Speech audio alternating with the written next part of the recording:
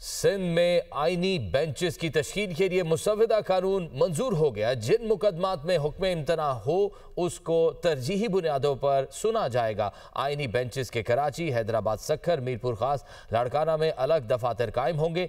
सिंध हुकूमत आईनी बेंचेस को माली इंतजामी वसाइल फराहम करेगी। आईनी बेंच के सरबराह को 2 लाख रुपए माहाना इजाफी एजाजिया दिया जाएगा। मजीद तफसीलात बताएंगे मोहम्मद अशद हमारे साथ मौजूद है।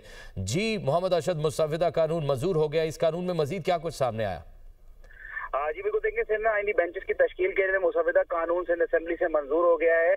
इस मौके के ऊपर सिंध असेंबली में अपोजिशन की जानिब से एहतजाज भी किया था। हम वजीर पार्लिमानी उमूर की जानिब से कहा गया कि जब ये बिल कमेटी में गया था तो उस वक्त अपोजिशन अरकान भी मौजूद थे और उनकी जानिब से किसी भी किस्म का एहतजाज नहीं किया गया।